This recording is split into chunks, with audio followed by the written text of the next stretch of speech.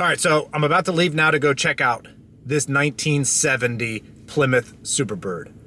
I've been seeing it for the past 10 years every time I head this direction into Pennsylvania. You can see it from the highway. So it's not like it's completely secret, but I've never actually gone up to go see this car. So I figured I could do like a quick walk around video just to show you that, once again, these cars are still out there. All right, let's get going. All right, well, here it is. This is the 1970 Plymouth Superbird. Just like the way it sits.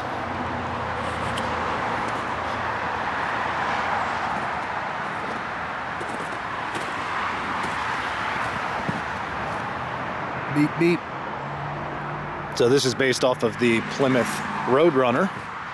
And for NASCAR in 1970, they needed homologation, which is basically if you're racing a car, you need to produce that car so everybody else could buy it. I believe in 1969 with the Dodge Charger Daytona, the rules were 500 need to be made. And I think in 1970 those rules changed and they needed to make 1,500, or about one for every 2 dealerships. So I think there was about 1920, something like that, made. This one looks like it's in the lemon twist color. And what's cool about these is actually, it's all metal. So there's no fiberglass here, and you can see here, actually, this one's been hit. You can see the rust coming through a little bit. And believe it or not, these were actually pretty hard to sell when they were at the dealership, just because, I mean, you see the giant wing, the huge front nose. I think it added like 19 inches to the length. It was a huge car. It wouldn't really even fit in most conventional garages, residential garages. And throughout the 70s and 80s, these things were kind of used as like just hot rods, beater muscle cars, like a lot of the 70s American muscle cars. And after about 20 years, they became highly collectible and now into that legendary status. As you can hear, there are cars behind me. This is just out in the elements. It's been like this, I mean, I know for at least, I don't know, 9-10 years or so. I used to pass this car. I always wanted to come out and videotape it. Now, it should have that vinyl roof. So obviously it's had some repairs done.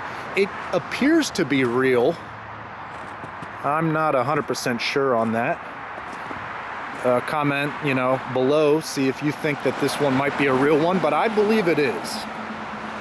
Go over to the other side here, to the passenger side. See, there's no mirror.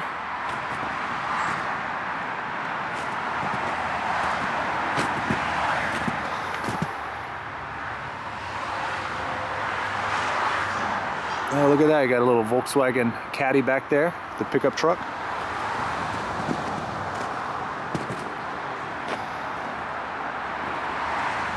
Now, just like most of my videos, I can't disclose the location of this because it is known about. People have tried to buy this car.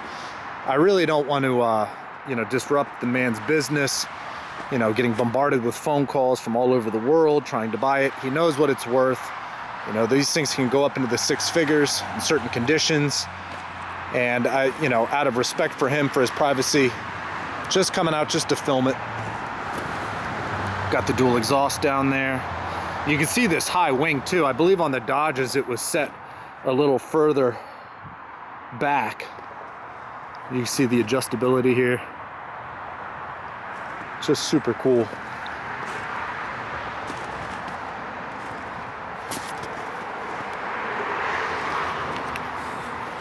All right, well, there it is. That is really cool. That's a super rare, legendary car. You know, I do a lot of European cars, but I had to come out and just shoot this one. I'm not buying it, and I don't intend on buying it. I would just love to see this thing restored one day, but this just goes back to my original point, is that these cars, they're still out there. They're not all of them are sitting in barns and collections and museums, these massive car collections that people don't drive these cars. This car was well driven and in need of a restoration, but it is all there. If this is in fact a real one, it's there and ready for the new owner one day. So that is kind of exciting, just to tell people that they're still out there. All right.